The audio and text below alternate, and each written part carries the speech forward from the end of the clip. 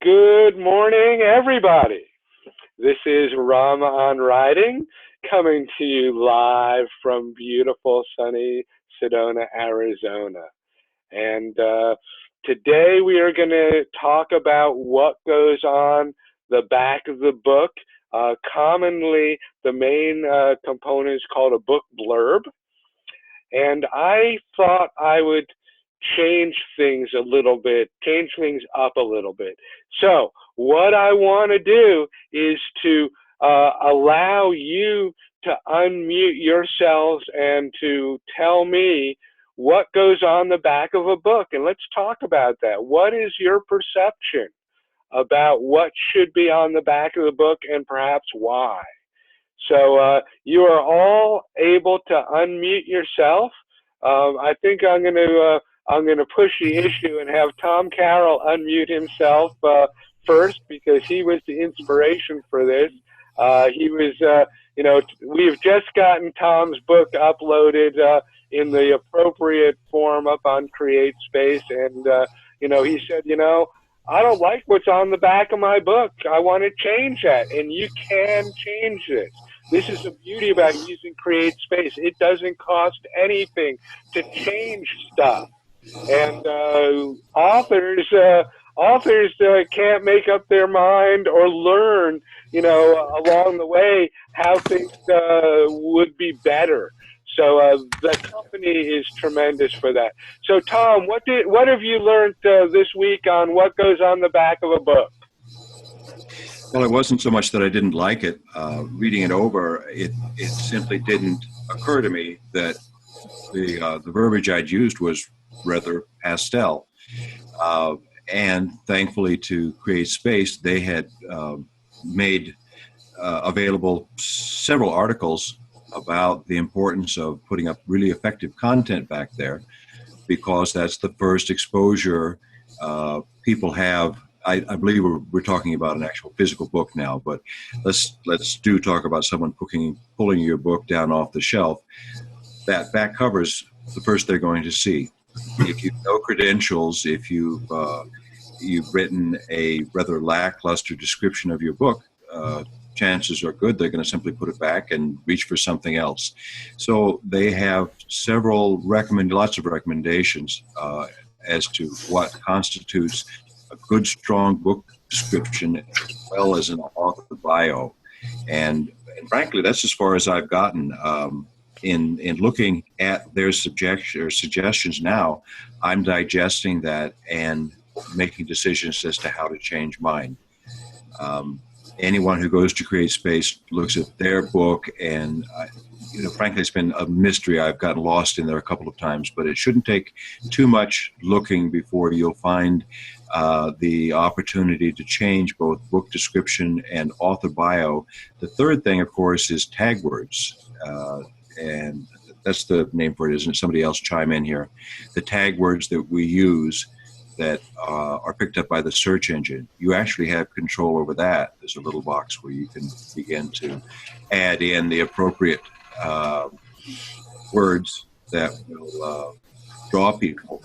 And, it occurs to me that that's actually going to help cross genres. My book, I guess, would go into that anemic sounding self-help category, but there's an awful lot of different words that I can use to pull people in when they're searching. That's about all I can tell you right now. Is it's available on CreateSpace. There's some great articles about how to do it well, and just simply and in summation, it's something that we really should ignore. It's the reader's first glimpse of who we are and what we have to offer. Thank you, Tom. Tom has identified two things that go on the back cover, the author's bio and the description of the book. He also mentioned about tag words, which is not, necessarily part of the cover per se. I think what he was referring to is the metadata that's used. So that's another component. Exactly. No, they're not on the back cover. It's simply one of the windows, one of the things that's right there. When you're making any changes to your description and your author bio, there's a window on that same screen where you can enter your metadata, as you're saying. You know, and I got to reiterate this again. This is one of the reasons why we've moved almost categorically to CreateSpace. They are hugely user-friendly. They provide a lot of tools for us to use so that we can improve what we've got. And as we learn things, we can add and make changes. So a very important company for us to work with. Anyone else got any ideas of what might be on the back of a book? Tom, you can mute yourself back up so we can keep any stray noise out. Things I like to see on the back of a book are something about the book and about the author. I like to be able to know what the book's about, you know, somewhere on the book. That's really helpful, because I was out at a bookstore, a used bookstore, and I looked, you know, I was looking through a book, and it was a paperback, but there was nothing on the back that talked about the book. And I just put it back because I couldn't find it anywhere where he talked about what is this book, you know, and as an author that I like, but he's written all kinds of different things. So I wanted to know, and I just put it back, you know. The other thing, there was a really good question last time from Amy about if CreateSpace distributes to Barnes & Noble. I don't know if they do. They do distribute to Barnes & Nobles, and the extended distribution through CreateSpace will get your book listed in the Ingram catalog as well. So the extended distribution doesn't provide you as good a, quote, royalty, but your book does get out there as well. So, you know, I'm not sure if going directly through Ingram gets you a better deal on Ingram catalog sales or not. But bear in mind that nowadays, in most cases, bookstores are not a real live entity or a real live alternative for us as self-published authors. So, you know, it's one of those gray areas yet. You know, the dynamic may change in the future, and I think it will. Thank you, Bill. Anyone else got any idea of what might go on the back cover? Rama, this is Kurt. Just on my two books, and I don't know if it's good or bad, but I've included short blurbs from my book, little couple sentences on various topics, and it kind of gives a little bit of description and little bit of a feel for the humor involved. So sounds good. Good idea. Anyone else got anything to add before I go into my talk? Yes, I would like to add something. I looked at the back covers of several of my favorite authors' books, and I sort of used that as a template to build my own back cover. And what I did was I put a review that I had gotten from the style editor that was really great about my book. I included my website on there, and then the other thing I added was the QR code with my trademark Bunny in the Hat logo that you'd created for me that takes people right to my website. You know, great components. You know, as the digital age grows and grows, there can be more things that we can add to a back cover that could help us. Many authors nowadays use that QR code, which is a quick response code, to go directly to an opt-in on a mailing list. You know, some authors use it to go directly to the website, and then in their website they have a slide over or a pop-up that provides the place to put the contact information. All really good things. Deb, that's great advice to look at books in your genre. Look at what the big boys are doing. Look at what they've done. You know, all very important things. Testimonials are a good idea as well. Many of us don't have testimonials, so we can't do that at first go around, but that doesn't mean we can't change things. And that's, again, the beauty of working with something like Create Space, is that if we get a whole bunch of good testimonials, we might want to change what we have on our back cover. So great advice, all of you. The other thing we want to toss out here that people really need to know about Create Space is, for a little bit extra money, I think it's like $12 or $18, you get worldwide distribution. And I'm selling in the UK and Germany and Japan and Australia right now. You know, Deb, I think that they have actually incorporated that worldwide distribution into the norm now. I remember that when we first started working with Create Space, I think it cost $25 to do their extended distribution, and I think I paid that. I think you paid that as well. But something changed, you know, a while back, and there's no additional charge now. I don't know if they cut back on what they offered too. You know, they may have done that. So we don't really know the details, but they don't, unless I'm missing something. When I set people up now, I just click the extended distribution. Right.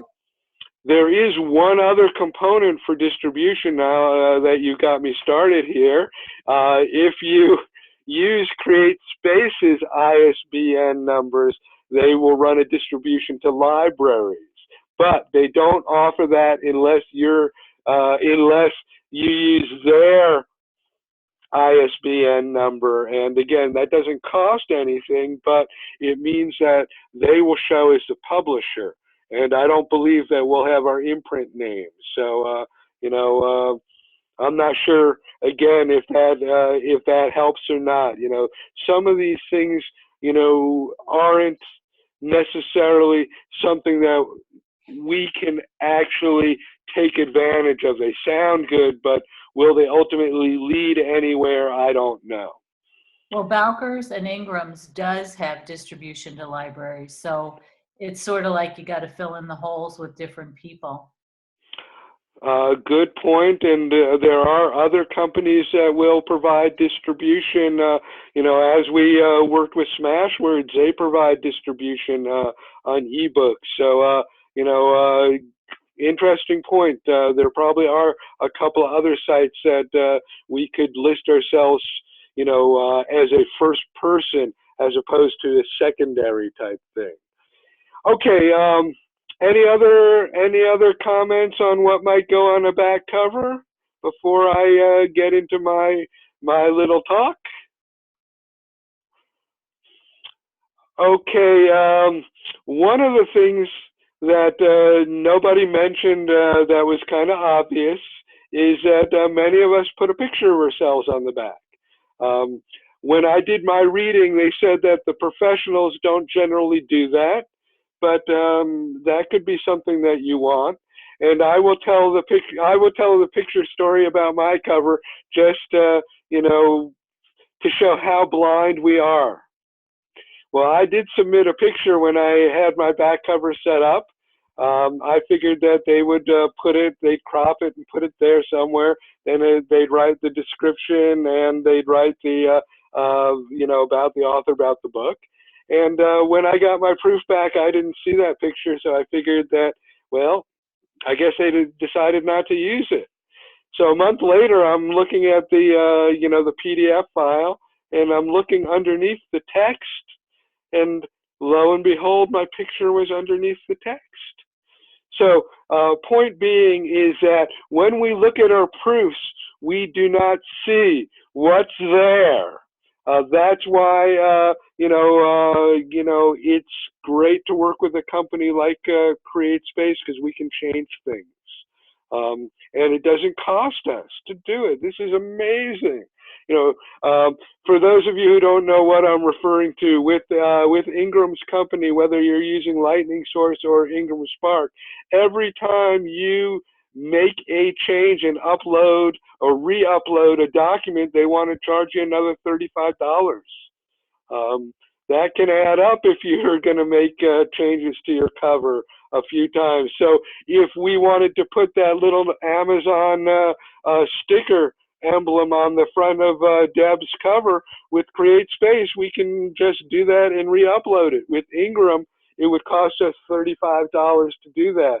How many books would that require for us to sell? Well, you know, probably somewhere around 4 or 5 books to sell in order to cover the cost. So Create Space does offer some great things.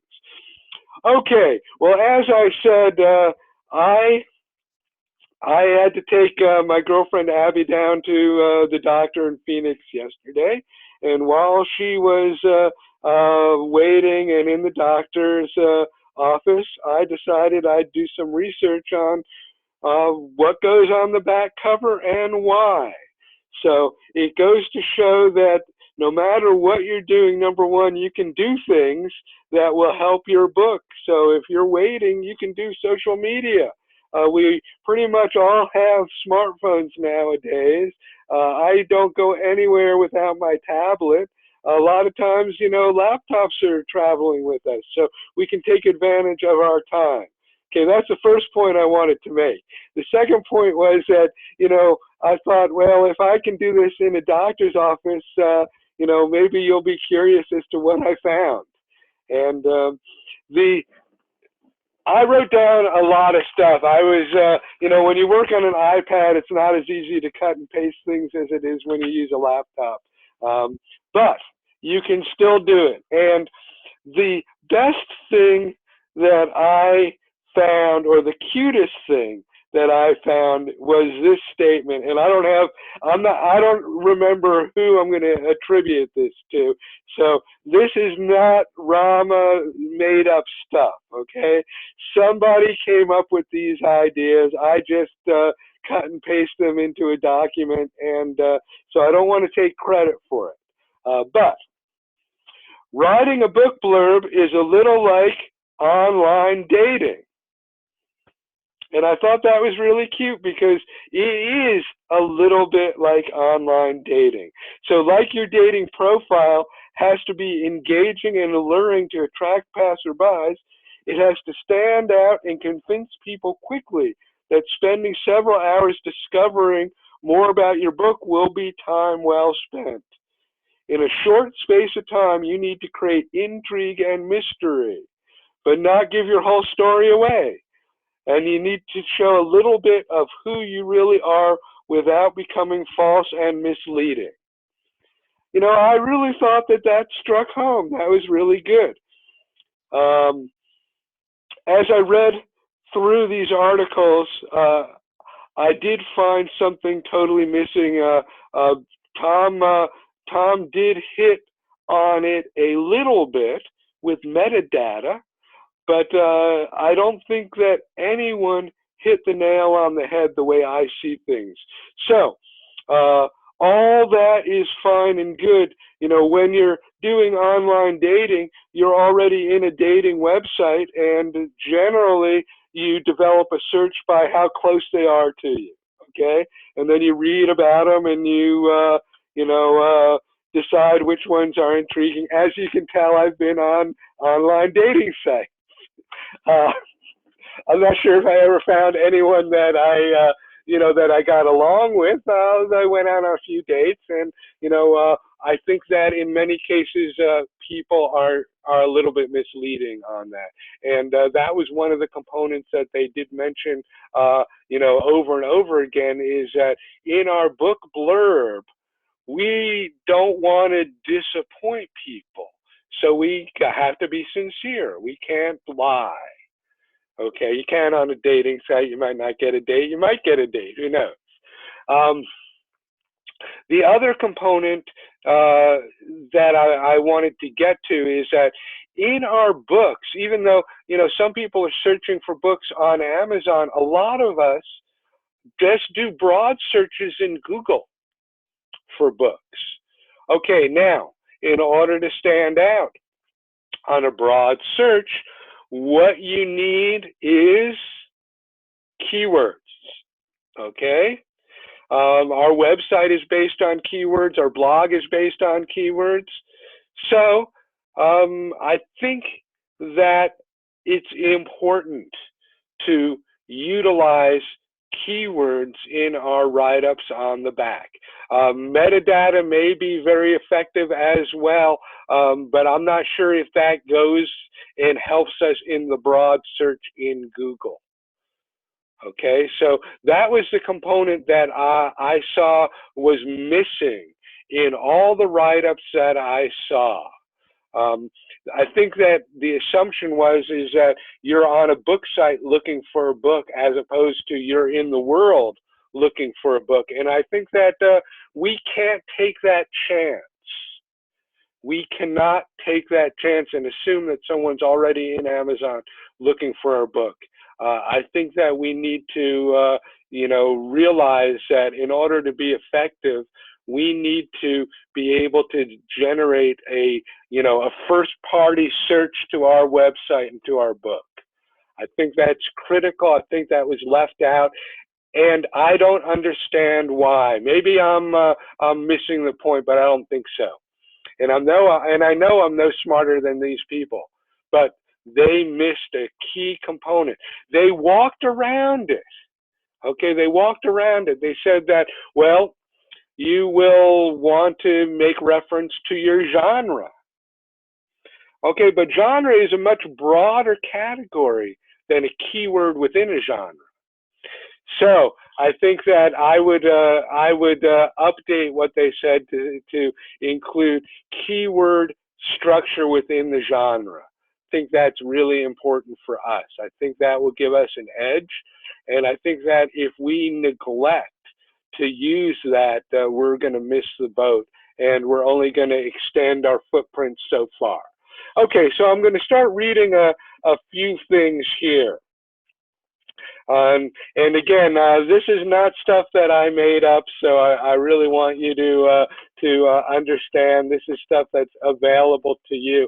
I just did a broad Google search as to what are the components on the back cover of a book or something like that.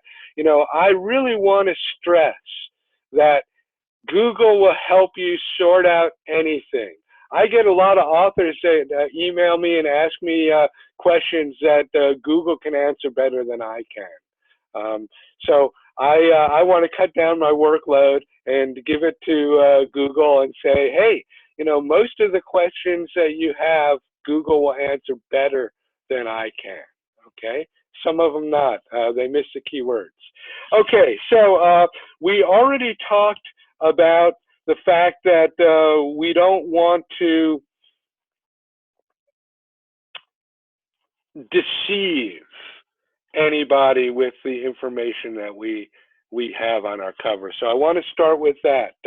But we want to set the expectations for what they're going to find in the book, and we want to do it in a way that's going to be intriguing. This was an interesting component, and I think that this is something that we want to shy away from. It's easy to think up a great sound bite and then become attached to it. Okay, what I think that I would restate that saying is that we want to stay away from cliches. Okay, we don't want to be cliche. And the best way that I can describe that, and this is not relating to a book cover, this is relating to something that I saw through an editor. I had one author that started out in our process. They got a evaluation from our style editor, but basically they wanted to work with the style editor one-on-one to basically rewrite their whole book. Okay, well, the gentleman showed me a couple of pages of the rewrite, and all I saw was cliche. Okay, that style editor added cliche to the book, so you no longer had this raw feel of passion. You had just cliche descriptions. And to me, if I had read a page with that you know, those cliches, I would have dropped the book right away and said, this is garbage. I don't want to read this. Okay, cliche, it's important that we don't get attached to a cliche. They called it a soundbite. Someone else said, stay away from cliches on the back cover. Okay, so the blurb needs to give a flavor of the book's mood. Good blurbs have to hint how the book will live up to its title. Tom mentioned that the write-up is the first line of defense. He's actually wrong. The title and the cover are the first line of defense. Okay, that's what people find first, but they're going to turn the book over and look at the blurb. So it is a half a step behind the title and the cover. But it's a good point that they go hand in hand. So over and over again in these articles, that's what I encountered, saying that, well, you suck them in with your title and your cover image, and then you grasp them when they read the back. So whatever the components are, we're going to put on the back. We got to. That's really where we you know, kind of hook. The cover is like the bait. The back, I mean, the cover image and the title's the bait. The back is the hook. So very important. See, this is how they said it, or someone said it. You snare the reader with the title, so the blurb must go with the title. Okay, so you know, that's kind of an important component.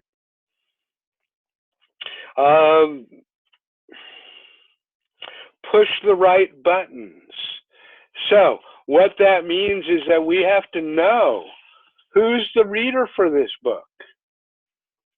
I mean, these are obvious things that we never think about, okay? But this is the research component about it. We don't have a lot of verbiage. Generally, they say a book blurb is 100 or 150 words. I tell the authors between the about the book and about the author, you have no more than 150 words. You have, so this is a case of less is more, which means we have to really be on target.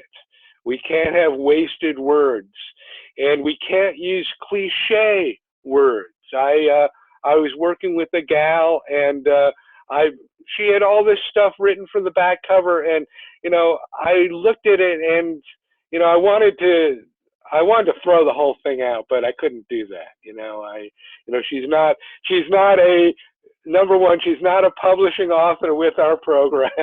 She's a friend of mine, and you know, you have to kind of moderate. So I cut some of the components out, left some of the other, and I tried to set the foundation of why I did what I did, okay? But a lot of new age cliche was all I saw.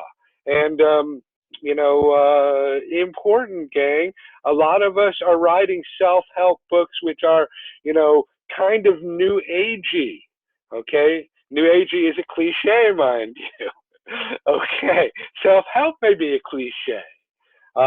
So we walk a fine line here. We really need to sort through what is the guts of how we're going to hook that person. Okay, let me continue on my list here. Don't lead the reader astray by a minor detail or a darling soundbite. You know, how many of you have watched a preview of a movie, and that preview turns out to be the only good scene that movie has? Okay, well, it worked because you went to see the movie, but bear in mind that just like movies, books survive on personal recommendations. Okay, so kind of an interesting component here. As you can see, I cut and paste this stuff. I did not look at it a second time, and I did not have any comments. So I'm reading it and saying, well, okay, what does that really mean? This is a Rama style webinar.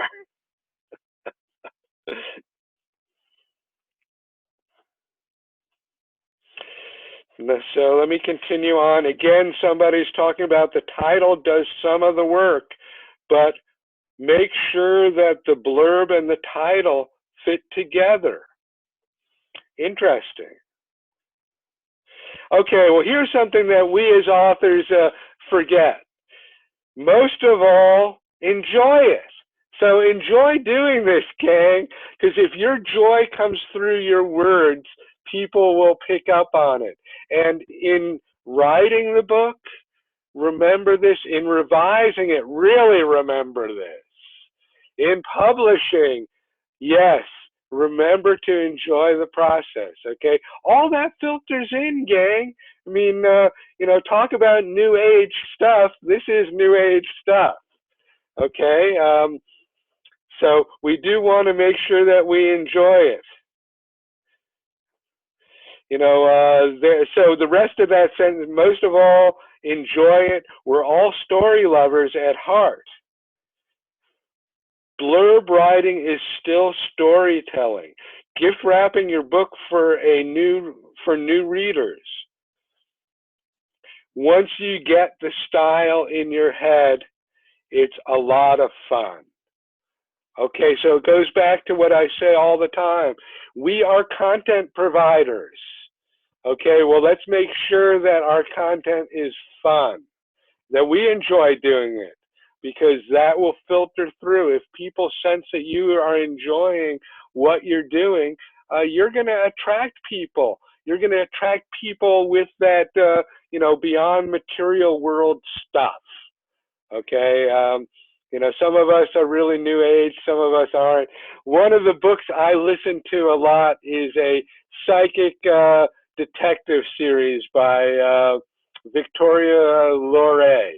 And she's got about 9 books in it, and she's working with the FBI and the CIA. And so she has to train them to accept that there's stuff beyond the material world. And she runs up against them, but the reality is that she's right. And that's one of the things that we can utilize to our advantage.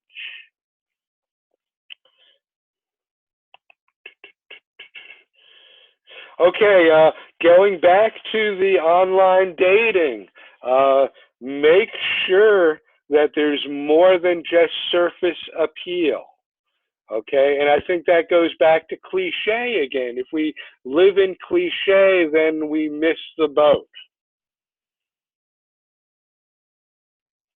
Okay, this is another dating component, and I think that this really hits the nail on the head. Think of the first sentence of your book blurb as your pickup line. Okay, so if we use a cliche pickup line, that gal or guy or whatever is going to have a opinion of us. So very important. It must be new, clever, and engaging. Okay, we all are writing great books. We all are writing great books.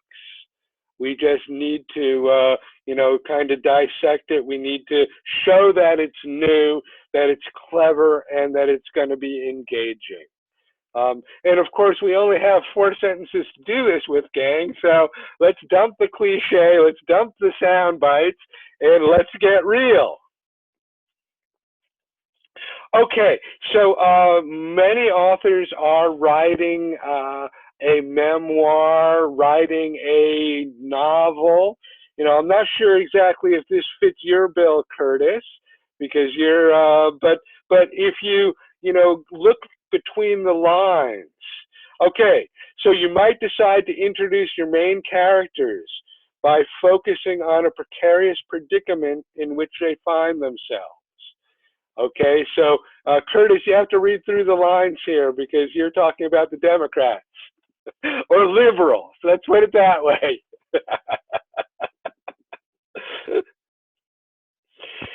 or perhaps set the scene and create the mystery right outside, right at the beginning, right at the starting gate.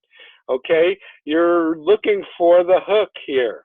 And of course, this is where I found the avoid cliches. So whichever article I was reading, I cut and pasted that, avoid cliches. Introduce the hero and or heroine and give simple plot setup. What is the interior conflict of the novel? What is the exterior conflict of the novel? What must both achieve or defeat?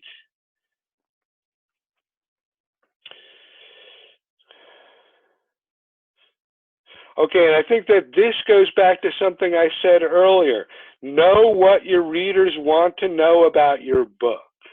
Okay, so it goes back to who is our reader, who's the audience. One of the key components about the style edit evaluation is that they identify who the reader is going to be. So they give categories. So that's a really interesting component, and we don't think about that enough. We want to hint of the plot. We don't want to spoil it. So no spoils, no spoil alerts. That was one of the things, there was an article that wanted to differentiate between the book blurb and a synopsis of the book. Synopsis can have the spoiler in it. A book blurb can't. Okay, so when Deb is creating the synopsis for a screenplay, she can have all those details in it. When she is writing the book blurb for the back of her book, she can't. She can't give it away. She wants to allude to twists and turns, but she doesn't want to give away the spoils of it.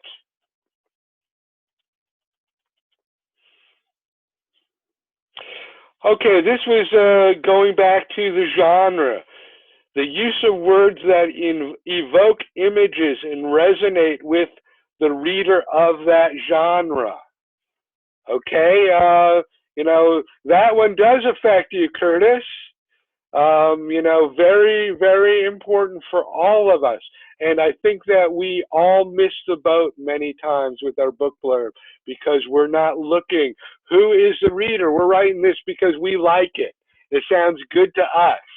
And I think that that's why Tom Carroll is thinking about changing it, because what he wrote initially was probably something that he liked, but didn't necessarily, you know, evoke the words of who's going to read this book. And I'm glad, Tom, I'm using you as an example because, as I say, you're the inspiration today. Without that discussion that we had, I don't know what I would have talked about. So I want to thank you again. Many times, and you know, this was critical when Deb and I were working on her first book. We changed her title well down the pipeline. Use the names of the main characters. Well, you know, when Deb initially wrote this book, I think it was called Actual Magic, and we started to talk. And, you know, we ended up by using the main character name in the title, Lily Noble in Actual Magic. Of course, we had a guide. We had Harry Potter to, you know, use as our guide. Again, we didn't create any of this stuff, but we talked about it, and it became really clear that that was a huge component in her marketing campaign.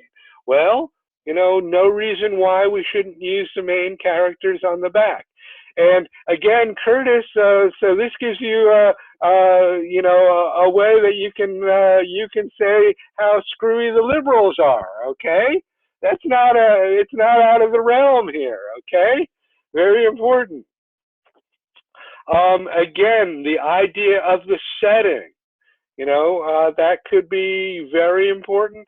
My book is about Sedona mountain biking. Well, you know, I talk about that in the back cover. I have to actually now look at what I wrote to see if I actually hit any of the nails on the head.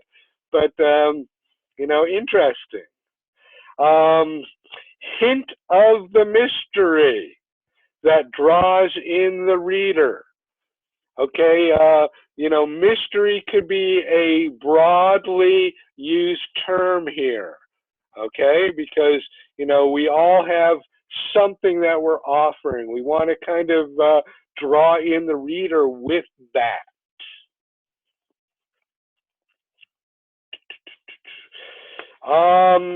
This goes back to what Deb had mentioned. This is a little different, though.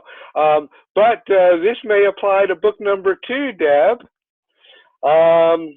Quotes about the book or previous books by the author, okay? So in book 2, you can put a testimonial that was written about book 1. Curtis, this is classic for you. You've gotten a lot of feedback now working on book 3. Well, you can utilize that on your 3rd book because now you're a real author. Very important stuff, gang. Okay, this is what we hit already. The blurb does not, and they have not capitalized, have a spoiler. Okay, the spoiler, you want to allude to the spoiler, perhaps. It stimulates the interest in the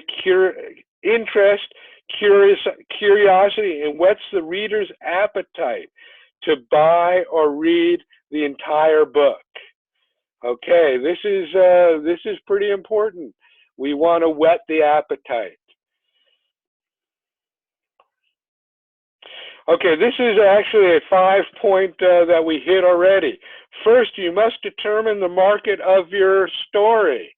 Okay, I really don't think that any of us think about that when we're writing the book blurb. Well, we need to change our ways. We need to look at that because those are words that can be very effective as long as we stay away from the cliches in that genre. Most of the success will depend upon the opening line, the hook.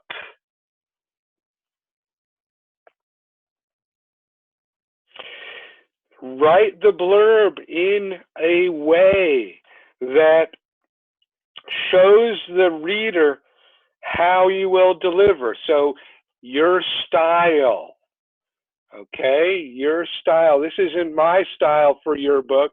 This is your style for your book.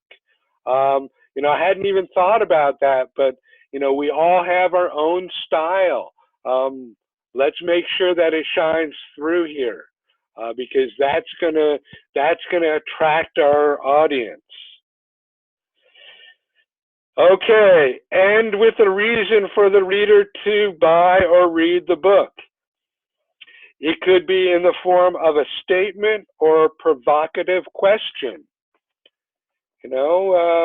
That's the setup line. Now, here the setup line is at the end. That's really interesting. Okay, and this goes to what Deb said. Study lots of book covers and blurbs. Go to the library, go to your bookshelf, see what other people do. Look at it so that you become familiar. If it's a novel, it should promise a fabulous, entertaining read. A nonfiction or self-help book should promise a solution or appeal to the reader's interest. Okay, so that was Rama's research in the doctor's office. I think that I found a lot of information, and they all missed the boat because nobody mentioned specifically the use of keywords. Okay? I can't stress how important that is. Keywords, well, the use of keywords is the biggest art form that we will have to deal with in the promoting of our book. For those of you who have gotten that far in the game, keywords don't always fit into, writing. So we have to puzzle it in. We have to puzzle it in to the most appropriate places. So, you know, taking a step away from the book blurb, again, looking at the use of keywords. When we have a blog title, we need to have our keywords in that title somehow. It needs to be in there in a way that it doesn't seem like we're just titling it because of the keyword. Same with the first sentence of the blog. Okay, so that goes into the, we can't have this stuff superficial.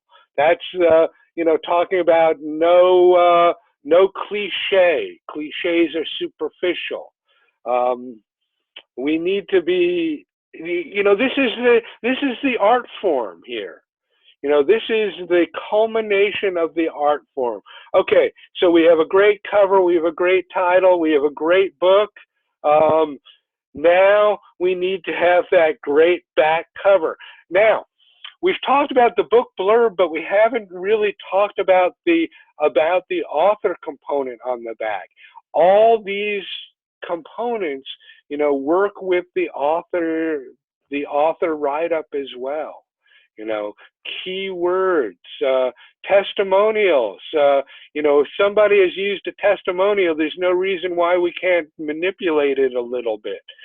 Sometimes you cut out a sentence and use a phrase. I think they usually put ... dots in there to show that. Okay. Of course, you know, we don't want to have too many ... dots because it'll take up too much space. But you know, we can cut things up. When I did a book cover for one gal, we only put testimonials on the back, and we cut them up a little bit. We didn't use the wordiness that the writer, the testimonials used.